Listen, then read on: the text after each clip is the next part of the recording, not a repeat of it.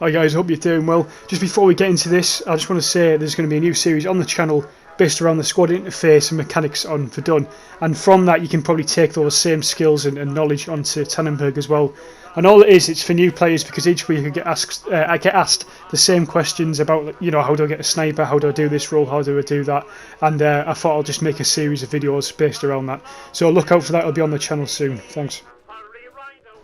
So today I'm really more than a tutorial video or like a knowledgeable video on the game. I'm sort of discussing my thoughts around the WW1 Game Series Devs and how they've sort of changed from year one when Verdun first came out for consoles to how they are now.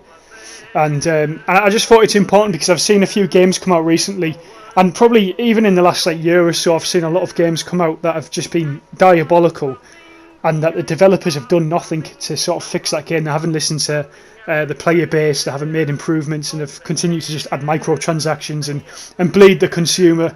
And I think WW1 Game Series haven't done this. I think they've gone the opposite route. They've tried to do their best to improve the playability of the game and the sort of elements of it, and they haven't ripped people off with this game. I don't think, at least. A lot of people, some people have mixed opinions on Verdun and Tannenberg. Some people think it's overpriced and it's not very good, but as far as I'm concerned, I think this game's pretty good, and for the prices you pay, you're not getting ripped off anything.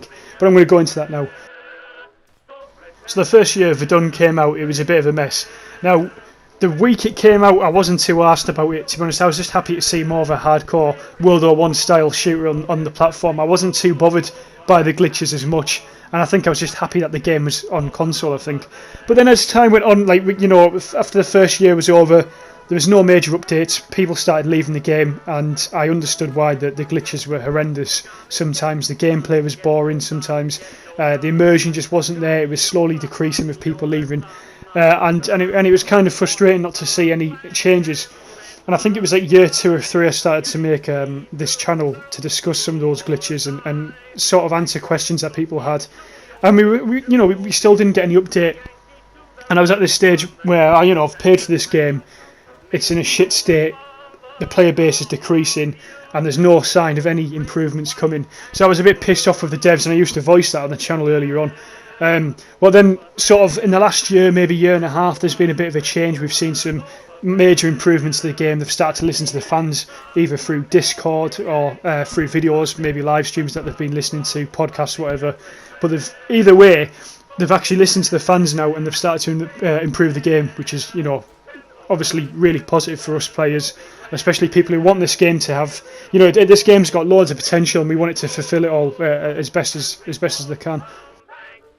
So from this, looking at the first year when I didn't have any respect, first and second year, have any respect for the World War I Game Series devs, I now have a lot more respect for them, and I really do hope they continue to listen to us, the player base, when we make suggestions and things that we would like to see put into the game. I hope they continue to listen to that, because it's really important to connect your player base and the devs, because that's how you improve the game. If you listen to the fans, the game will improve, you'll get more loyal customers. And I don't understand why AAA companies, where like DICE and EA, for example, they never listen to their fan base. They never do. They just keep filling the game with microtransactions and shite that we don't want to see. At least with this game, they're improving it in a positive light, and I've got to give credit where it's due. I just felt like I had to make that video and sort of discuss that topic anyway, because a lot of live streams that I do, I sort of say how I've changed my mind about the devs, and I thought I'd get a video out there and explain why I've changed my mind. So hopefully you've enjoyed this. I'm not in the pocket of the devs either. I'm not getting paid to say good things about them, don't worry. But yeah, any opinions, because I know this game still gets people rattled. Some people dislike this game and dislike the devs and think it's not worth the price, even though it's free at the minute. So I don't know, it's not even an argument, that really, is it? But anyway, any opinions, I'm happy to discuss them in the comments. Thanks for watching.